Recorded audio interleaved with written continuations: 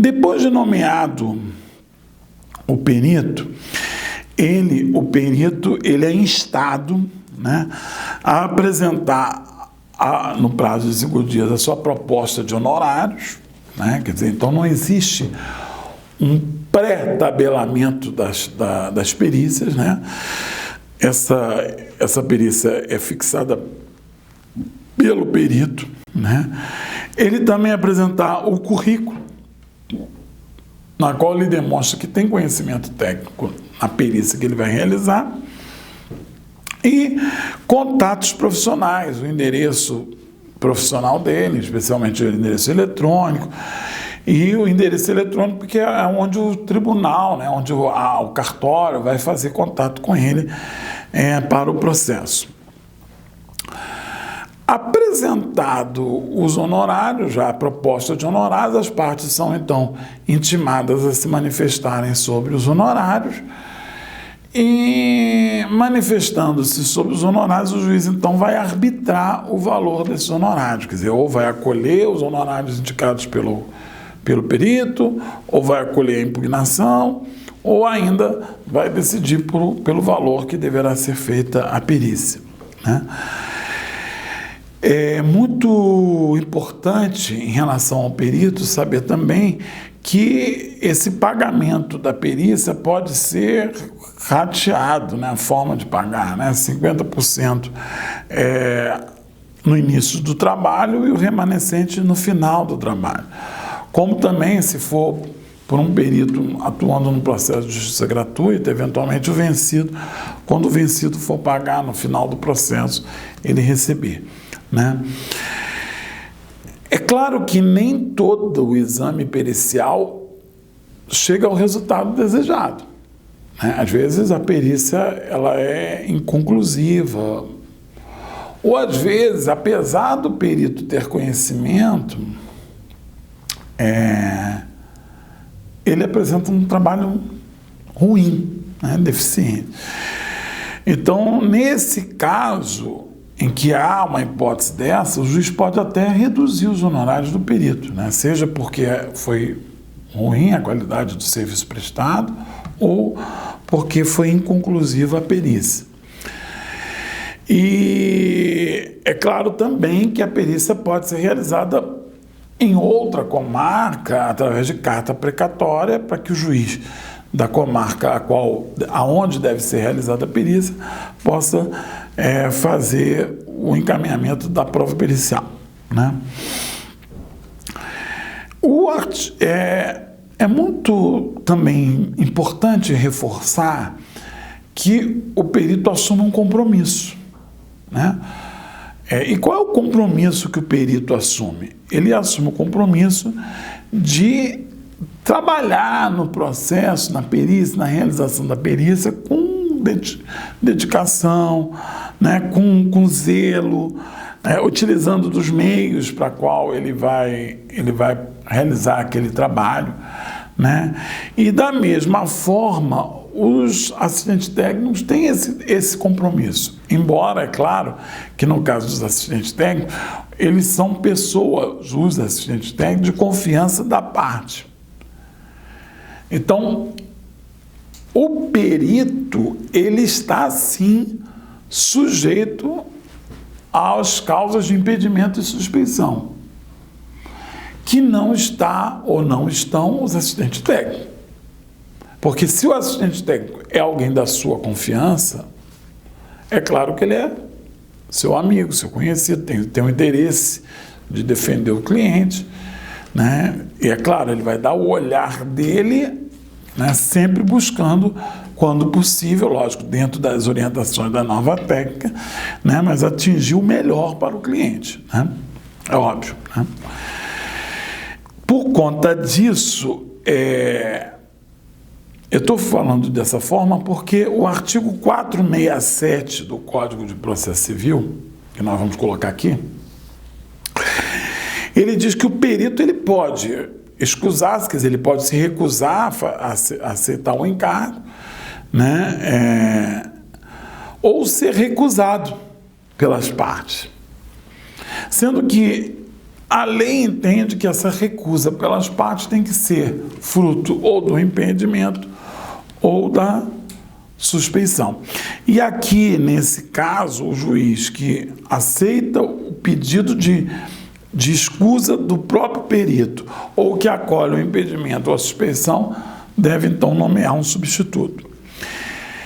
Em que caso, então, há a substituição do perito? Há a substituição do perito quando for verificado que não possui condições técnicas e científicas ou sem um motivo justo ou claro, né, deixar de cumprir o encargo a qual foi dado. Pode ser que o perito enrole, o perito deixe de cumprir, e aí então o perito pode ser substituído. Lembrando sempre que no caso da deficiência da prestação da perícia, né, o juiz vai comunicar, porque é algo profissional, né? Quer dizer, se ele está agindo com desídia, se ele está agindo por falta de atenção e tal, é comunicado o órgão profissional, né? Então, por exemplo, se é médico, vai ser comunicado o Conselho Regional de Medicina para apuração de eventual falta disciplinar, né? Dentro lá das regras e até imposição da multa ou tudo mais, né? É claro que também pode ser imposta a multa aqui no processo, né? Então, o juiz pode não só encaminhar o caso para o órgão, para o CRM, para o que for, como também pode impor uma multa, e essa multa ela tem por base o valor da causa, né? E além de tudo isso, ainda pode-se apurar o prejuízo que a demora na realização da perícia pode acarretar, inclusive para a própria perícia. Então, também responde por perdas e danos, né? O perito, então, que for substituído nesses casos, ele vai restituir no prazo de 15 dias o valor que ele recebeu. Ele é obrigado a restituir o valor que ele recebeu. O artigo 469, ele trata para nós dos quesitos suplementares. Então, o que eu faria se fosse vocês? Lá na hora dos quesitos, lá no artigo 465, parágrafo 1º, inciso 3, eu combinaria com o artigo 469. O artigo 469, vamos lá, colocando aqui o 469, ele diz o seguinte: as partes poderão apresentar quesitos suplementares durante a diligência, que poderão ser respondidos pelo perito previamente ou na audiência de instrução e julgamento.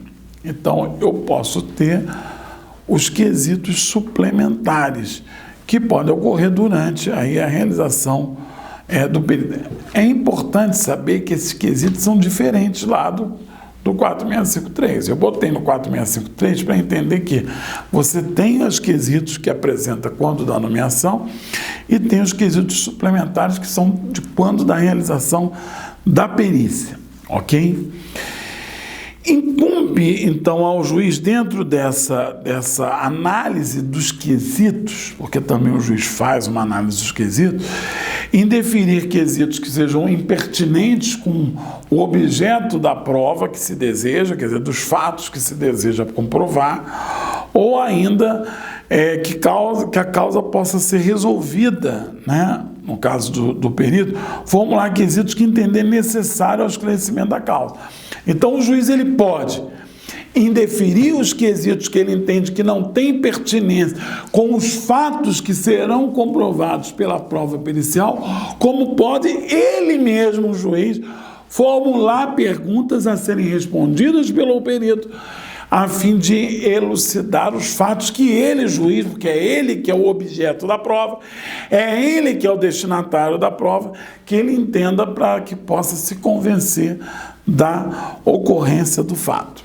Então, visto essa questão da substituição do perito e tudo mais, agora vamos traçar essa parte final da realização da perícia, porque feitos quesitos suplementares, demonstrada a importância e vistas questões sobre impedimento e suspeição do perito e do assistente técnico, vamos dar um bate-pronto agora sobre o próprio procedimento da prova pericial. Primeiro, então, para que possa existir a prova pericial, é preciso ter o pedido. O pedido da prova pericial, a rigor, deveria acontecer com a petição inicial, no caso para o autor, na contestação, no caso do réu, ou ao autor na réplica, né, também é admitido, ou ainda na oportunidade que o juiz solicitar que as partes esclareçam que provas pretendem produzir e justificando essas provas, né? Então, seria basicamente essa ideia. Ao juiz vai caber, então, essa apreciação, né, da prova pericial. Ele defere a prova pericial no despacho saneador, as partes, então, indicam os seus quesitos, resolve toda essa questão da escolha do perito, indicação de assistente técnico e seguinte. E aí passamos, então, para o terceiro passo, que é a coleta dos elementos necessários para a realização da perícia. Então, o primeiro ponto é o pedido da perícia, o segundo momento é a nomeação do perito, o terceiro momento é a coleta dos elementos necessários para a realização do perito. Para que a gente possa entender essa coleta dos documentos necessários, é muito importante que você compreenda quais são as partes da perícia, quer dizer, do laudo pericial. O que deve constar do laudo pericial? E o laudo pericial está no artigo 473 do Código de Processo Civil. O artigo 473, que nós estamos colocando aqui, ele diz o seguinte: o laudo pericial deverá conter a exposição do objeto da perícia. Então, há uma descrição do que consistiria a perícia. Segundo, e aí por conta disso, decidir se é uma vistoria, se é um exame ou se é uma avaliação. 2, a análise técnica ou científica realizada pelo perito sobre o objeto da perícia.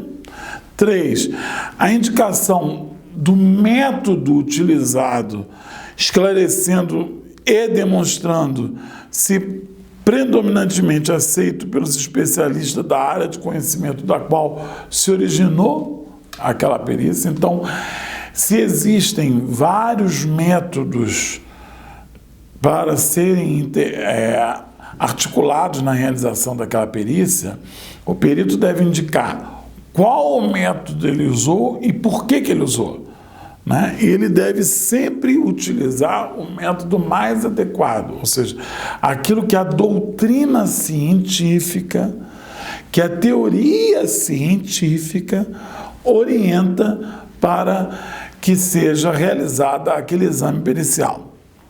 E, por fim, a conclusão da perícia. E alguns entendem que a conclusão, quando o artigo fala a resposta conclusiva aos quesitos, né, muitos dizem que o perito deve terminar com a resposta aos quesitos. Mas, na prática, no final, normalmente, além de responder aos quesitos, o perito também apresenta uma conclusão final, que seria, no caso, um substrato, né, um resumo, né, da conclusão que ele chegou em relação ao que a perícia se prestava. Considerando que você estabelece, você requer uma prova pericial para a demonstração de um fato, a conclusão é possível concluir aquele fato? Ocorreu o fato? Não ocorreu o fato? Voltando ao exemplo da moça do pé que se lesionou, né? Houve a lesão realmente é uma violação à norma procedimental estabelecida pelo Conselho Regional de Medicina, né? Essa é a conclusão final. Apresentado o laudo, né, as partes vão ter ciência dessa questão. É importante lembrar que para a realização da perícia, para a coleta dos dados para realizar a perícia, que é essa fase a qual nós estamos aqui comentando, é dada ciência às partes, né? Então as partes são cientificadas se elas precisam levar o objeto ou a coisa a ser periciada ou se elas vão estar lá no local onde vai ser realizada a perícia. É muito importante ressaltar que a perícia, dada a complexidade do objeto a ser periciado ou dos fatos a serem apurados, pode ser que aquela perícia seja considerada uma perícia complexa. E quando o assunto é perícia complexa, porque em relação à coleta dos dados, essa perícia vai fazer uma diferença. Então, quando isso acontece, em determinados casos, o juiz vai nomear mais de um perito. Muitas das vezes, mais de um perito, às vezes de área de conhecimento diferentes, né? E quando estamos diante de uma multiplicidade de peritos, você também pode ter uma multiplicidade de assistentes técnicos. O artigo 475, né, diz o seguinte: tratando-se de perícia complexa, que abranja mais de uma área do conhecimento especializado, o juiz poderá nomear mais de um perito e a parte, por conseguinte, indicar mais de um assistente técnico. Então, diz-se que a perícia é complexa quando, para a sua realização, você precisa de mais de um especialista com mais de um conhecimento e, por conta disso, você vai poder nomear mais de um assistente técnico. Os prazos, né, para a realização da perícia, né, alguns deles, por exemplo, vai estar no artigo 477, mas é claro que, dependendo da complexidade, você pode ter mais prazo ou menos prazo, né? Certa feita, eu participei de uma perícia contábil de uma instituição financeira, né, que envolvia uma complexidade muito grande de operações financeiras. Então não dava para ser só um contador. Foram nomeados mais de 50 contadores para fazer todo o trabalho. Até porque tinha que ter contadores que tivessem conhecimento em folha de pagamento, outro em tributação, outro em contas empresariais. Então foi fatiado nessa toada. Então é claro que, e aí dependendo da complexidade, né, tanto maior é a questão do que vai ser aconselhado. Por exemplo, Brumadinho, né?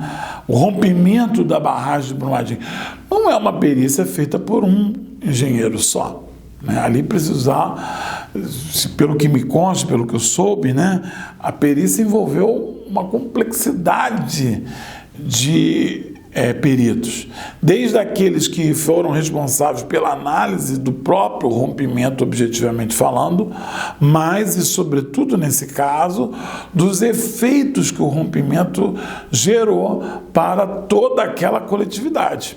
Então nós tivemos o atingimento do meio ambiente, tivemos o atingimento da vida das pessoas. Então, nesses casos, nós estamos diante de uma perícia complexa, que por conta disso também vai exigir um prazo especial para aquilo, né? Então isso é muito importante.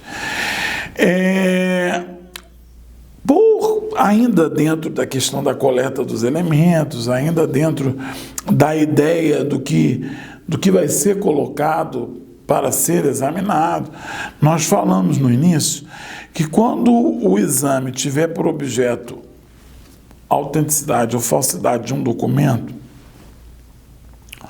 ou ainda quando você está diante de uma perícia médico-legal, o artigo 478, vamos colocar aqui, o artigo 478 Vamos lá? Diz assim: quando o exame tiver por objeto a autenticidade ou falsidade de documento, ou for de natureza médico-legal, o perito será escolhido de preferência entre os técnicos dos estabelecimentos oficiais especializados, a cujos diretores o juiz autorizará a remessa dos autos, bem como do material sujeito a exame. Então, você vai mandar para o órgão, ou seja, você vai encaminhar para o IML. É o IML que vai fazer a análise, ou é o Instituto de Criminalística que vai fazer aquela análise.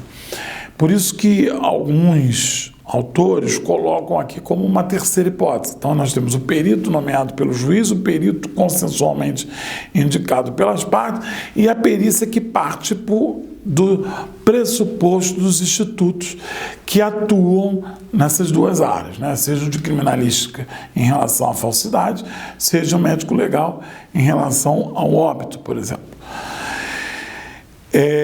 Para outros, essa operação do artigo 478, na verdade, é só uma forma de se manifestar a perícia, mas estaria essa hipótese dentro da ideia da nomeação pelo juiz, né? Resta-nos, então, agora, né, uma breve reflexão, né, então, sobre a conclusão dessa dinâmica toda. Né? Eu tenho o pedido, eu tenho a nomeação do perito, eu tenho a coleta das provas, eu tenho a elaboração do laudo, eu tenho o parecer dos assistentes técnicos, aí os assistentes técnicos, então, se manifestando sobre, e, por fim, então, né, a conclusão final da perícia. Quando termina a perícia, é claro, apresentado a perícia, pode ter os quesitos suplementares, pode ter que seja necessário o esclarecimento do perito em audiência, e aí nós vimos quando estudamos provas orais, que as provas orais podem ser oitiva do perito e dos assistentes técnicos, depoimento pessoal, confissão e testemunhal. Então, por isso que naquela oportunidade nós dissemos que a oitiva do perito é um corolário da prova pericial, então assim o é, e feitos os esclarecimentos do perito, né, nós acabamos com a perícia, né?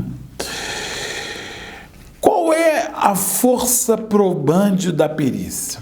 Qual é o valor dessa perícia, né? Como é que o juiz aprecia essa perícia? Isso vai estar no artigo 479.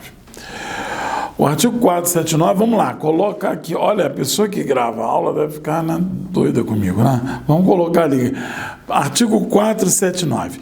O juiz apreciará a prova pericial de acordo com o disposto no artigo 371. Lembra do artigo 371? O artigo 371 é que fala de que o juiz tem a liberdade, independentemente de quem promove, né, ele tem a liberdade de se convencer. Então, a prova pericial está no bojo, no mesmo bolo que as outras perícias, indicando, contudo, na sentença, os motivos que o levaram a considerar ou deixar de considerar as conclusões do laudo. Grifa: deixar de considerar as conclusões do laudo, levando em conta o método utilizado pelo perito.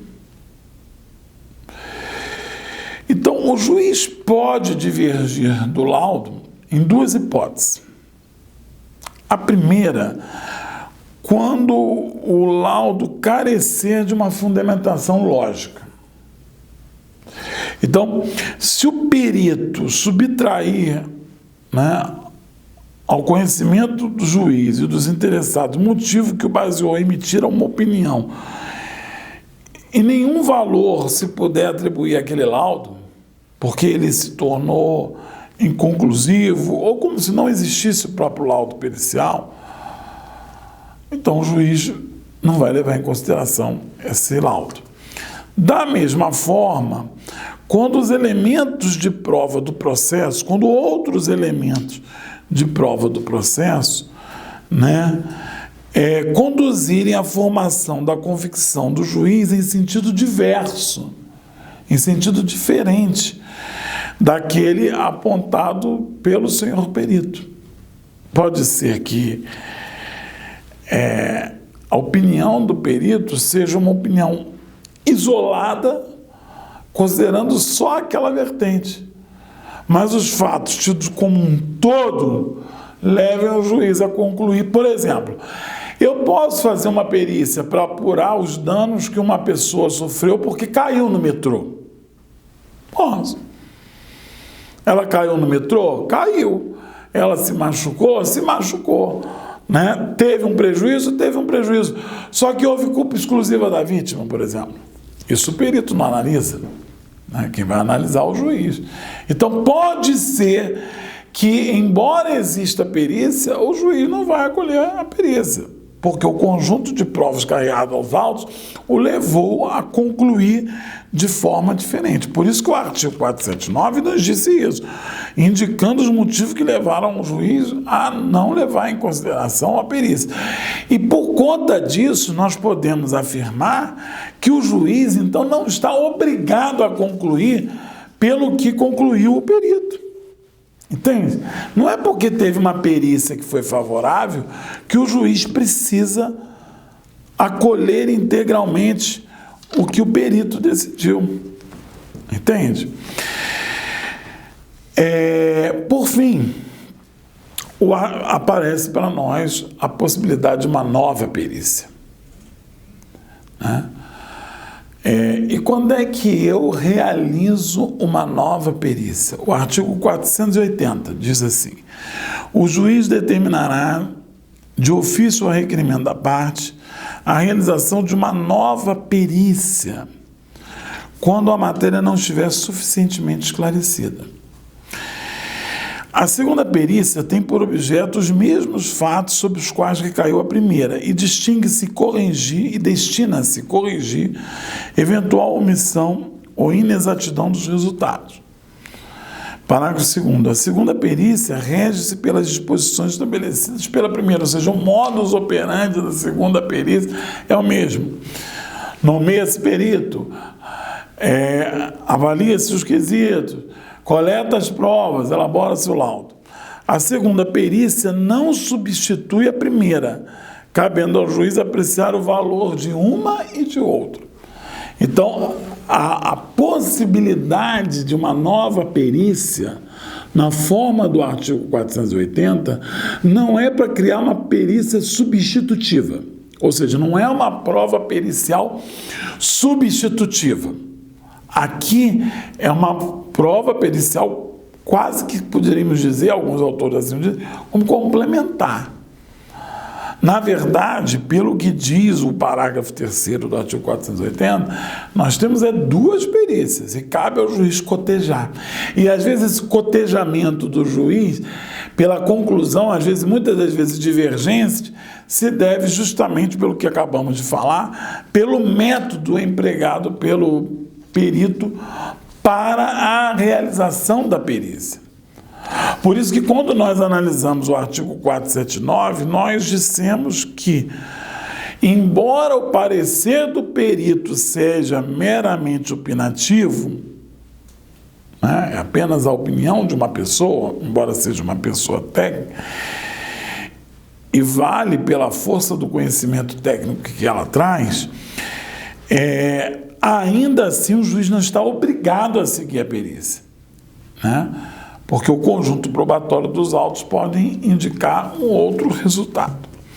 Com isso, nós terminamos a prova pericial. Terminada a prova pericial, vamos ter o nosso exercício da atividade de hoje. A atividade será elaboração de quesitos para uma prova pericial. Vocês vão receber aí as orientações, né, e vão elaborar os quesitos.